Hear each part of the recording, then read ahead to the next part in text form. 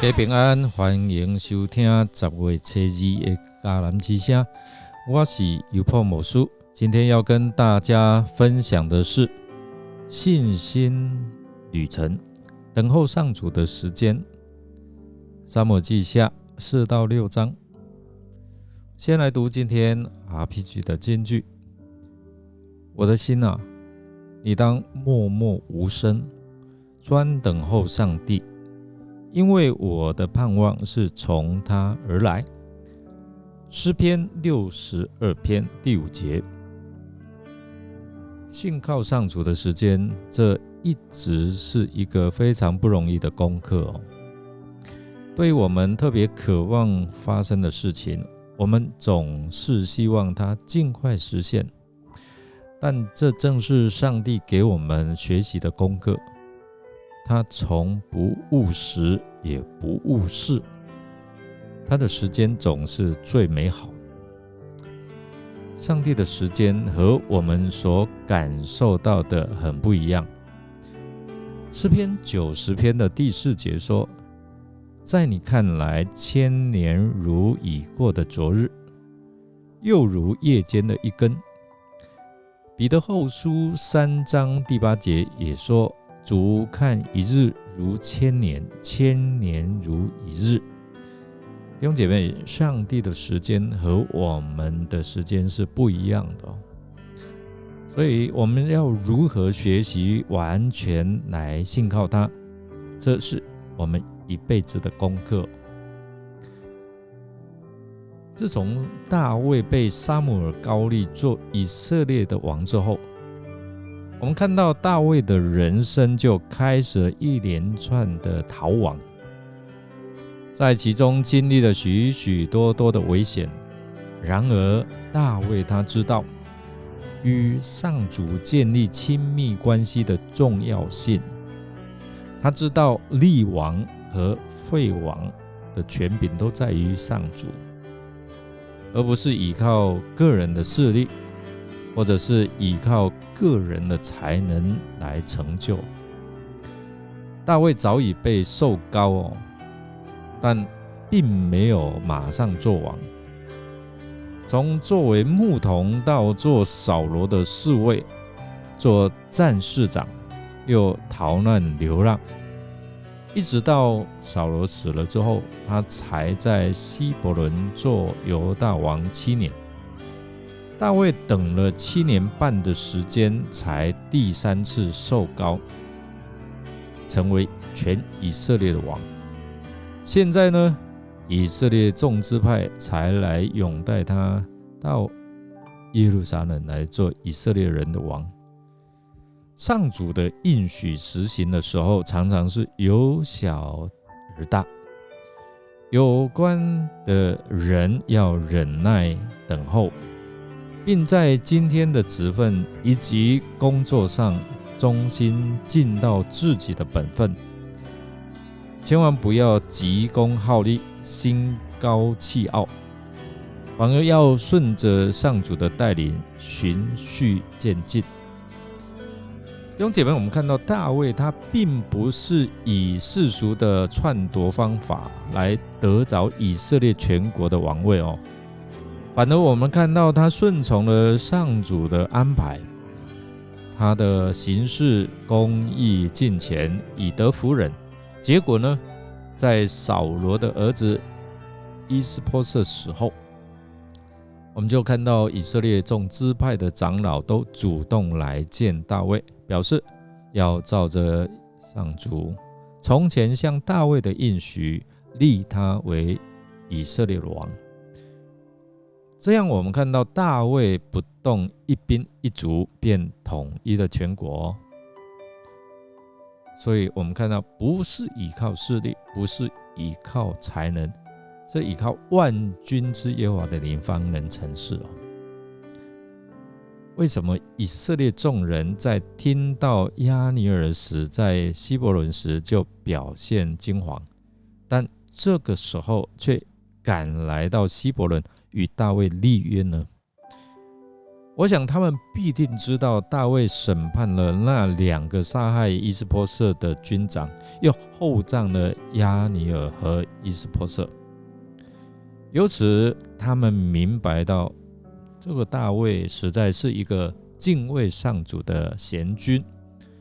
纵使他们从前曾经来跟随扫罗追杀大卫，也曾跟从扫罗的儿子与大卫家征战但他们相信大卫应该不会记仇来报复。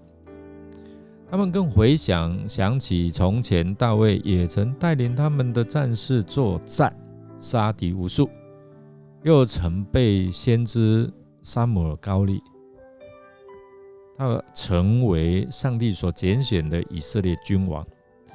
这样一个得到上帝、得到人的喜悦的战士贤者，想必是一位难得的君主。所以因此我们看到以色列众人便一句尽消，同心来拥立大卫，他做了以色列全民的君王。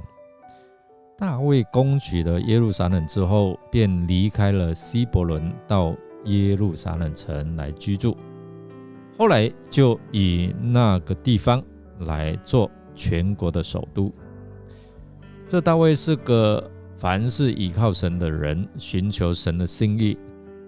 我们看到这位上主与他同在，并且赐福他。他的成功不是偶然。当非利士人犯境的时候，大卫先求问上主，可不可以上前去攻打他们？上主容许你可以去，又应许必将敌人交在他的手中。结果呢，大卫迎头痛击了非利士人，如同上主替他用大水冲破敌人一样。从大卫倚靠上主得胜的经历，我们看到单凭人的经验并不足以面对，要知道敌人的伎俩是层出不穷的他们会出其不意地攻击对手不同的地方。所以我们每一次在面对我们人生的征战的时候，都要靠着上主小心定制适当的策略，不可轻敌和粗心大意。当然唯有时时刻刻依靠主，凡事寻求他的指引。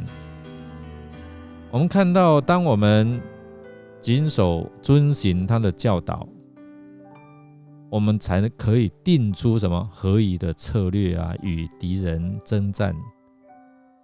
但愿我们能够经历神的同在等候上主的时间，以至于我们可以胜过撒旦坚固的营垒，把人的心意夺回来让他们归向基督，并且能够得胜有余你们也知道，牧师面对了前面道路的这样的一个选择，我也相信神有他的时候，有他的心意，就如同昨天跟着神的心意走，神的时间他必定成就。愿主赐福大家，愿主也带领我们每个人前面的道路最重要的是，神有神的时候。我们来默想，有哪一些事情正让你迫切想要看见上主的应许成就在你的生命当中呢？从大卫的忍耐等候学习了什么呢？我们一起来祷告。亲爱的天父，我们知道我们的一生都在你的手中我们深知在生命的道路上面有许多未知和挑战等待着我们，我们时常忧虑和期待，就像大卫他在成为国王之前的挣扎和等待。然而我们也相信你的时间永远是完美的，你的计划永远是源自于你对我们的爱和你无穷的智慧。大卫经历了漫长的等待，但他一直保持对你的信任和顺服。主啊，这也提醒我们，在等待的当中信靠你和顺服你的带领。我相信你的应许必定成就，你必定引导你的子民前面的道路，你必定在你的时间当中应许成就要在我们生命当中所有的恩典。我们这样祷告是奉靠主耶稣基督的圣名求，阿们。感谢您的收听，如果您喜欢我们的节目，欢迎与人分享。我是友伯牧师，祝福您忍耐等候主的应许必定成就。我们明天再见哦。